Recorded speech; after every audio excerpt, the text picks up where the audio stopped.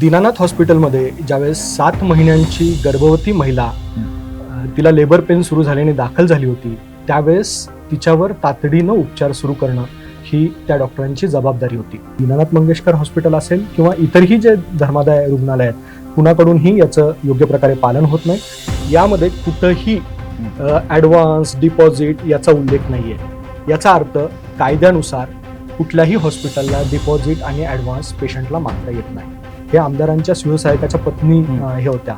मंत्रालयातून पण इथं फोन आले होते. त्यांना देखील हे हॉस्पिटल दाद देत नाही. पण 10 लाख रुपये तुम्ही लगेच भरा आणि त्याशिवाय आम्ही उपचार करणार नाही, असं जर आता खाजगी हॉस्पिटल म्हणत असतील तर मग निश्चित त्यांच्यावर योग्य ती ॲक्शन घेण्याची वेळ आलेली आहे. नमस्कार, मी राजरत्न जोंधळे. टॉप न्यूज मराठीमध्ये आपलं स्वागत. पुण्यातील नामांकित दीनानाथ मंगेशकर रुग्णालयामध्ये एक धक्कादायक प्रकार घडलेला आहे. एक गर्भवती महिला दीनानाथ मंगेशकर रुग्णालयामध्ये उपचारासाठी दाखल झालेली होती. तिच्याकडे 10 लाख रुपये ॲडव्हान्स अशी रक्कम मागण्यात आलेली होती, परंतु ती रक्कम भरू न शकल्यानं उपचाराअभावी या महिलेचा मृत्यू झालेला आहे. नेमकं रुग्णालय प्रशासनाकडून अर्थात कोणत्याही खाजगी रुग्णालयाकडून पेशंटकडे ॲडव्हान्स रक्कम मागणं कायदेशीर आहे का, त्याचबरोबर रुग्णांचे नेमके अर्थात अधिकार काय आहेत हे जाणून घेण्यासाठी आपल्यासोबत जागल्या आरोग्य हक्क समितीचे पदाधिकारी आहेत दीपक जाधव सर. सर, तुमचं टॉप न्यूज मराठीमध्ये खूप स्वागत.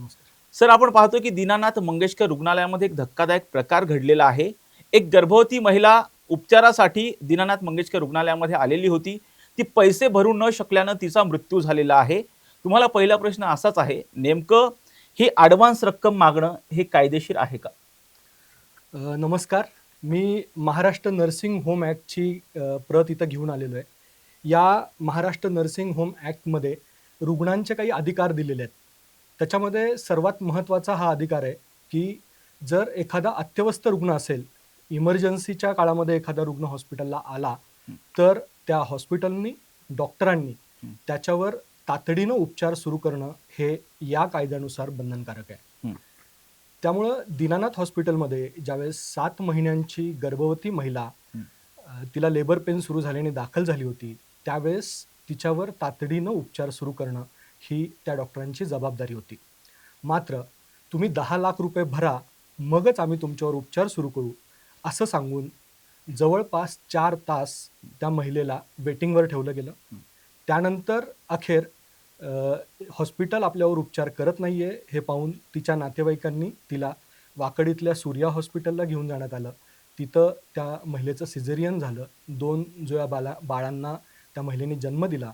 मात्र जो वेळ दीनानाथ हॉस्पिटलनी वेटिंग पिरियड त्या महिलेला जे ताटकळत ठेवलं होतं, त्यामुळं उशीर झाल्यानं त्या महिलेला आपला जीव गमवावा लागला.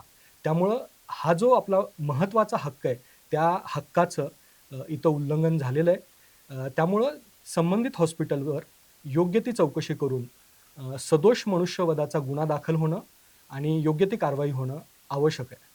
सर, ज्यावेळी पेशंटकडे पैशाची मागणी केल्या जाते की तुमच्यावरती उपचार करण्यासाठी एवढा पर्टिक्युलर खर्च येणार आहे, ती रक्कम तुम्हाला ॲडव्हान्स स्वरूपामध्ये भरायची आहे किंवा डिपॉझिट करायचं आहे, अशावेळी रुग्णाकडे ज्यावेळेस एवढी रक्कम नसते त्यावेळेस उपचार नाकारणे योग्य आहे का, किंवा त्यावरती काय उपचार केले जातात? या ॲक्टमध्ये हॉस्पिटलनी काय दर आकारले पाहिजेत, कुठल्या सुविधांचे दर आकारले पाहिजेत, अशा 15 दरांची यादी दिलेली आहे की ती आपण पाहू शकता की याच्यामध्ये काय काय हे घ्यायचे. Admission charges per day, doctor charges वगैरे असे सगळे हे चार्जेस याच्यामध्ये आहेत. यामध्ये कुठंही ॲडव्हान्स डिपॉझिट याचा उल्लेख नाही आहे. याचा अर्थ कायद्यानुसार कुठल्याही हॉस्पिटलला डिपॉझिट आणि ॲडव्हान्स पेशंटला मागता येत नाही. ही पहिली गोष्ट. जनरली ठीक आहे की अनौपचारिक पद्धतीनं हॉस्पिटल त्यांच्या सोयीसाठी म्हणून 5,000, 10,000, खूप झालं 50,000 असा ॲडव्हान्स पेशंटकडनं घेतात. पण 10 लाख रुपये तुम्ही लगेच भरा आणि त्याशिवाय आम्ही उपचार करणार नाही, असं जर आता खाजगी हॉस्पिटल म्हणत असतील तर मग निश्चित त्यांच्यावर योग्य ती ॲक्शन घेण्याची वेळ आलेली आहे. आणि या कायद्याचा आधार घेऊन पुणे महापालिकेवर या कायद्याची अंमलबजावणी करण्याची जबाबदारी आहे. तर जे आरोग्य प्रमुख पुणे महापालिकेचे आहेत त्यांनी या सर्व प्रकाराची चौकशी करून या कायद्यानुसार संबंधित हॉस्पिटलवर कारवाई करावी आणि कुठलंही डिपॉझिट, ॲडव्हान्स खाजगी हॉस्पिटलला कायद्यानुसार मागता येत नाही. म्हणजे कायद्यानुसार कोणत्याही हॉस्पिटलला रुग्णांकडे डिपॉझिट अथवा डिपॉझिट मागता येत नाही, म्हणजे हे असं कायदा हो, सांगतो. हो, हो. परंतु सर जे रुग्णालय असं ॲडव्हान्स मागतात किंवा डिपॉझिट मागतात त्याच्यावरती काय कारवाई केली जाऊ शकते आणि या संदर्भामध्ये आपण कुठं तक्रार करू शकतो? हां. अ, या ॲक्टमध्ये 14 जानेवारी 2021ला काही सुधारणा करण्यात आल्या. कोविडचा काळ होता, त्यावेळेस खूप लोकांचा रोष तयार झाला होता. त्यामुळं तत्कालीन जे महाविकास आघाडी सरकार होतं, त्यांनी याच्यामध्ये बदल केले आणि ह्याच्यानुसार तक्रार निवारण कक्ष महापालिका, जिल्हा परिषद आणि हं. सिव्हिल सर्जन म्हणजे सिव्हिल हॉस्पिटल या 3 स्तरावर स्थापन करण्याचे या ॲक्टमध्ये नमूद केलेलं आहे. जर तुम्ही शहरामध्ये महापालिकेच्या अंतर्गत राहत असाल, तर तुम्ही महापालिकेकडं तक्रार नोंदवू शकता. तुम्ही जर तालुका स्तरावर राहत असाल, तर तुम्हाला सिव्हिल सर्जनकडं तक्रार करता येते आणि तुम्ही जर ग्रामपंचायत लेव्हलला राहत असाल, तर तुम्हाला जिल्हा परिषदेकडे तक्रार करता येते. महापालिका, सिव्हिल हॉस्पिटल आणि जिल्हा परिषद यांनी आपल्या आरोग्य विभागात एक हं. तक्रार निवारण कक्ष स्थापन करणं आवश्यक आहे. आणि त्यामध्ये हे जे रुग्ण हक्क दिलेले आहेत, त्याचं उल्लंघन झालं. जसं या प्रकरणामध्ये झालंय, की त्या अत्यवस्थ महिलेवर उपचार केले गेले नाही. दुसरं झालंय डिपॉझिट मागितलं गेलं. अशा उल्लंघनाच्या बाबतीत संबंधित पेशंट किंवा त्यांचे नातेवाईक त्या तक्रार निवारण कक्षाकडे तक्रार दाखल करू शकतात. तक्रार दाखल केल्यानंतर 24 तासाच्या आत हं. या तक्रारीची सुनावणी घेऊन त्याचा निकाल देणं आणि योग्य ती कारवाई करणं या तक्रार निवारण कक्षावर बंधनकारक आहे. जर पेशंटचा डिस्चार्ज झाला असेल, तर मात्र 1 महिन्याचा कालावधी याच्यामध्ये देण्यात आलेला आहे. मात्र हा तक्रार निवारण कक्ष प्रभावीपणे कार्यान्वित नसल्याचं सध्या दिसून येतंय याच्यामध्ये. सर एकंदरीत रुग्णांचे काय अधिकार आहे, जे 15 अधिकार आहेत ते तुम्ही एकदा आपल्या प्रेक्षकांना सांगू? रुग्णांचा सर्वात महत्त्वाचा अधिकार हाच, की अत्यवस्थ पेशंटवर तुम्ही तातडीनं उपचार केले पाहिजेत. हं. दुसरा एक महत्त्वाचं हे आहे, अनेकदा अशा घटना आपण बघतो, की मृतदेह अडवला जातो. हं. तर कुठल्याही परिस्थितीमध्ये खाजगी हॉस्पिटल असेल किंवा सरकारी हॉस्पिटल असेल, यांना बिल भरलं नाही किंवा इतर कुठल्याही हं. कारणासाठी हं. मृतदेह अडवता येत नाही. हे मानवी हक्काचं उल्लंघन मानलं जातं. सर त्याचबरोबर याच बाबतीमध्ये आता जसं तुम्ही सांगितलं की मृतदेह अडवला जातो. अनेक घटना संबंध महाराष्ट्रामध्ये घडतात, ज्यावेळेस एखाद्या पेशंटवरती उपचार केले जातात, त्यानंतर त्याचा मृत्यू होतो. परंतु जी रक्कम त्याच्यावरती बिल स्वरूपामध्ये काढली जाते, ती रक्कम भरू न शकल्यामुळे मृतदेह अडवला जातो. अशावेळी तक्रार आपण कुठे करू शकतो? या या तक्रार याच निवारण कक्षाकडे हं. तुम्ही फोन करायचा आहे. हां, हां, यांनी हां. या तक्रार निवारण कक्षांनी आपला टोल फ्री नंबर जाहीर करणं बंधनकारक आहे हं. आणि तो टोल फ्री नंबर सर्व आपले जे खाजगी हॉस्पिटल आहेत, तिथं दर्शनी भागामध्ये लावले गेले पाहिजेत. हं. याच्यामध्ये दर्शनी भागामध्ये एकतर तुमचं दरपत्रक लावलं पाहिजे, की हं. तुम्ही काय दर आकारताय ते हं. याच्यामध्ये असलं पाहिजे. दुसरं ही जी रुग्ण हक्कांची सनद ज्याच्याविषयी आपण बोलतोय, ती रुग्ण हक्काची सनद तिथं दर्शनी भागामध्ये लावली पाहिजे आणि तिसरं हा जो टोल फ्री नंबर आहे तक्रार निवारण कक्षाचा, तो टोल फ्री नंबर तिथं लावला पाहिजे. असं जर काही हॉस्पिटलमध्ये घडलं, तर त्या टोल फ्री नंबरवर फोन करून तातडीनं दाद पेशंट किंवा पेशंटचे नातेवाईक मागू शकतात. हं. त्याचबरोबर पुढचे अधिकार काय आहेत सर? हां, तर अजून महत्त्वाचा अधिकार डॉक्टरांनी हं. पेशंटचा जो काही आजार आहे, हं. त्या आजाराविषयी त्याला संपूर्ण माहिती देणं हं. हे आवश्यक आहे.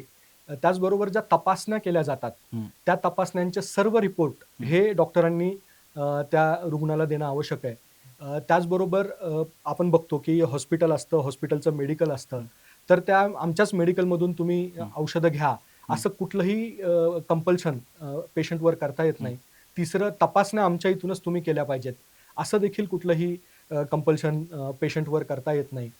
त्याचबरोबर कुठल्याही बाबत भेदभाव करता येत नाही. म्हणजे समजा एच-आय-व्हीचा पेशंट आला, कुष्ठरोगाचा पेशंट आला, तर डॉक्टर म्हणून त्यांची जबाबदारी आहे की त्यांनी त्याच्यावर उपचार केलेच पाहिजेत.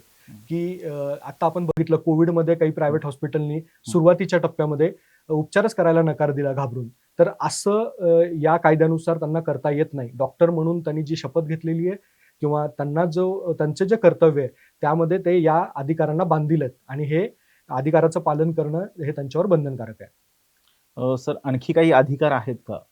म्हणजे हां, तर याच्यामध्ये साधारणतः ही जी तक्रार निवारणाची सनद आरोग्य हक्काची सनद आहे, हे आपल्याला सांगायला आनंद वाटेल, की ही पहिल्यांदा पुण्यातच तयार झाली. हं. पुण्यातले जे जनआरोग्य अभियानचे कार्यकर्ते आहेत, डॉक्टर अभय शुक्ला असतील, हं. डॉक्टर आनंद फडके असतील, यांच्या पुढाकारातून ही सनद तयार केली गेली. त्यानंतर ती केंद्र शासनाकडे ती दिली गेली आणि केंद्र शासनाने परिपत्रक काढून सर्व राज्य सरकारांना सांगितलं गेलं, की ते तुम्ही याची अंमलबजावणी करा.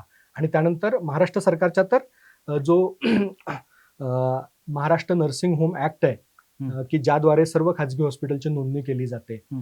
त्या महाराष्ट्र नर्सिंग होम ॲक्टमध्येच या अधिकारांची याच्यामध्ये समावेश केलेला आहे. त्यामुळे ते खूप त्याला एक कायदेशीर दर्जा या सगळ्या अधिकारांना प्राप्त झालेला आहे. सर, जसं तुम्ही आता उल्लेख केला महाराष्ट्र नर्सिंग ऍक्ट, सर जो कोणी ह्या कायद्याचं उल्लंघन करेल, कोणतेही डॉक्टर असतील किंवा हॉस्पिटल, जो कोणी कायद्याचं उल्लंघन करेल त्याच्यावरती नेमकी काय कारवाई केली जाऊ शकते? सनद रद्द होऊ शकते, काय होतं?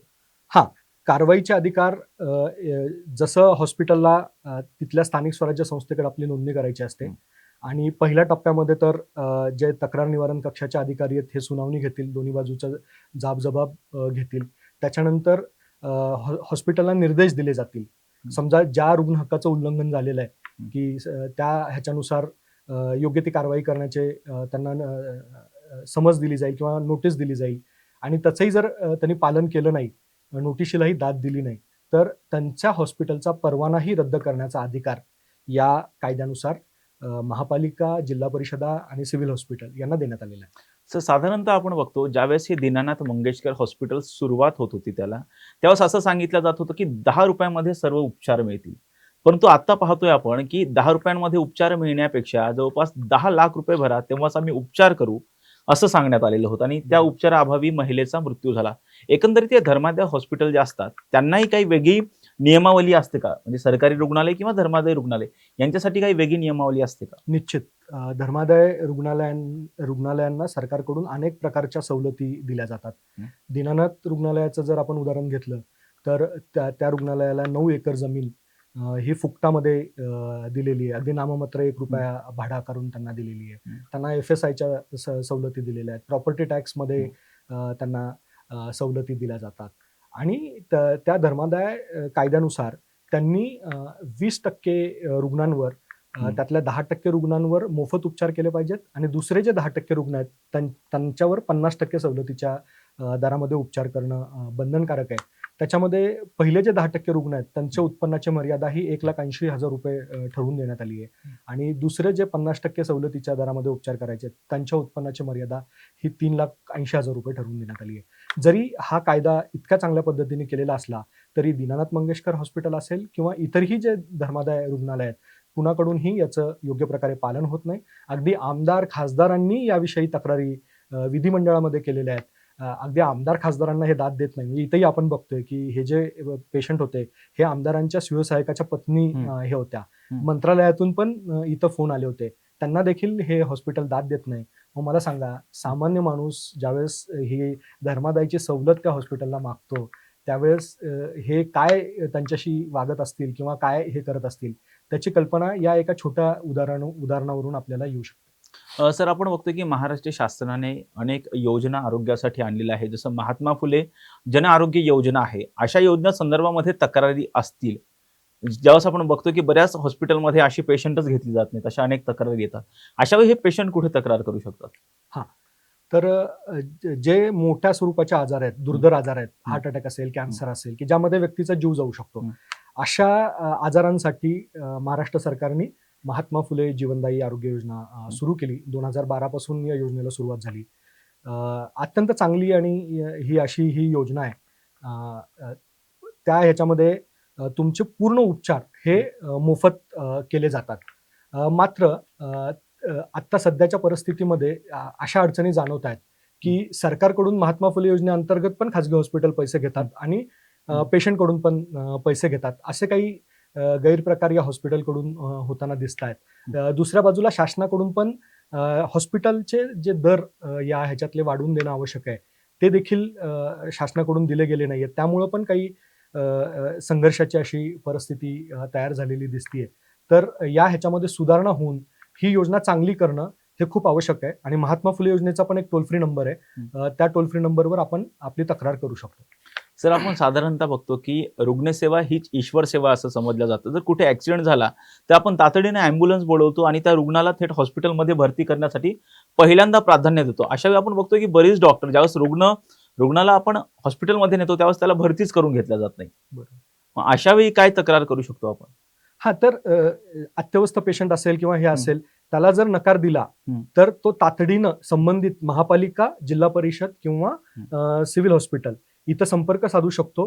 तिथं तक्रार निवारण कक्ष त्यांनी स्थापन करणं त्यांना बंधनकारक आहे. समजा एखाद्या ठिकाणी नसेल जरी केला तरी त्या ठिकाणचे जे प्रमुख आहेत, म्हणजे समजा पुणे महापालिकेचे आरोग्य प्रमुख असतील किंवा सिव्हिल हॉस्पिटलचे सिव्हिल सर्जन असतील, जिल्हा परिषदेमध्ये तिथले आरोग्य अधिकारी असतील, जिल्हा आरोग्य अधिकारी, त्यांच्याकडे त्यांनी तातडीनं ह्याची तक्रार करावी. की आपल्याकडं महाराष्ट्रामध्ये 70% रुग्ण हे खाजगी हॉस्पिटलमध्ये जातात आणि 30% रुग्ण हे सरकारी रुग्णालयामध्ये जातात. हे जर आपण इतर राज्यांचं प्रमाण बघितलं तर तिकडं सरकारी हॉस्पिटलमध्ये जाणाऱ्यांचं प्रमाण 50%, 60% इतकं जास्त आहे. आपल्याकडे केवळ ते 30% आहे. जर आपल्याला ही खाजगी हॉस्पिटलची दादागिरी मोडून काढायची असेल तर आपल्याला आपले सरकारी हॉस्पिटल सक्षम करणं हे खूप गरजेचं आहे. आणि त्यासाठी राज्य सरकारने या सरकारी हॉस्पिटलसाठीचा जो निधी आहे, जे आरोग्य विभाग आहे आपलं, सार्वजनिक आरोग्य विभाग, आणि दुसरं जे आहे ते वैद्यकीय शिक्षण विभाग, यांचा निधी हा दुपटीनं वाढवण्याची गरज आहे. तरच आपण या खाजगी हॉस्पिटलच्या दादागिरीला आळा घालू शकू. आपले सरकारी हॉस्पिटल जर सक्षम झाले तरच आपण म्हणजे आपल्याला त्या खाजगी हॉस्पिटलच्या दारामध्ये जाण्याची गरजच पडणार नाही. आणि दुसरी गोष्ट, आता लोकांनी देखील आपलं सरकारी हॉस्पिटल, आपल्या भागातलं सरकारी हॉस्पिटल सक्षम करण्यासाठी पुढाकार घेतला पाहिजे. आपले आमदार, खासदार यांना जाब विचारायला सुरुवात केली पाहिजे की हे आमचं हॉस्पिटल आहे, इथली व्यवस्था का चालत नाही, इथलं व्हेंटिलेटर का बंद आहे, इथलं एक्सरे मशीन का बंद आहे, इथं MRI का होत नाही. हे आता लोकांमधून ह्या मागण्या तयार होणं, आरोग्य हा राजकीय मुद्दा बनणं हा सध्याच्या काळामध्ये गरजेचा आहे, असं मला आजच्या या घटनेच्या निमित्तानं आवर्जून इथं नमूद करावं असं वाटतं. सर, आपण बघतोय की ज्यावेळी हा प्रकार घडला त्याच्यामध्ये जर पाहिलं तर मुख्यमंत्री सहायता निधी विभागाकडून अर्थात मंत्रालयाकडून थेट हॉस्पिटलला कॉल आलेला होता. जर लोकप्रतिनिधींच्या कॉलला, सूचनेला जर केराची टोपली दाखवली जात असेल तर सर्वात शेवटच्या नागरिकांचं काय, असा प्रश्न उपस्थित होतोय. खरंय. म्हणजे मुख्यमंत्री कार्यालयातूनच दीनानाथ हॉस्पिटलला फोन गेला होता आणि तरी देखील त्यांनी उपचार करायला नकार दिला. म्हणजे हे खूपच भयानक हे प्रकार आहे. जर मुख्यमंत्र्याच्या कार्यालयाला ते जुमानत नसतील तर सामान्य माणसाचं काय हे आहे. तर आता मुख्यमंत्र्यांनी बघावं की काय आपल्याला या खाजगी हॉस्पिटलवर कसं नियंत्रण आणता येईल. क्लिनिकल एस्टॅब्लिशमेंट सारखा कायदा आणून यांच्यावर योग्य ते नियंत्रण आणणं, यांचे दर निश्चित करून देणं हे सध्या खूप गरजेचं आहे. खरं तर सर, दीनानाथ मंगेशकरला शासनाने अनेक सुखसुविधा उपलब्ध करून दिल्यात. केवळ ₹1 जे आहे त्यांना रेंट बेसिसवरती जमीन सुद्धा देण्यात आलेली आहे. बरोबर. खरं तर आता दीनानाथ मंगेशकर रुग्णालयामध्ये गर्भवती महिलेचा जो मृत्यू झालेला आहे, दुर्दैवी मृत्यू झालेला आहे, या प्रकरणामध्ये चौकशी होतच आहे. परंतु त्याचबरोबर रुग्णांनी खरंच डिपॉझिट भरणं कायदेशीर आहे का, हे सुद्धा सरांनी सांगितलेलं आहे. आणि त्याचबरोबर रुग्णांचे नेमके काय अधिकार आहेत हे सुद्धा सांगितलेलं आहे. अशाच महत्त्वपूर्ण बातम्यांसाठी आणि मुलाखतीसाठी पाहत राहा टॉप न्यूज मराठी. आपला महाराष्ट्र, आपली बातमी.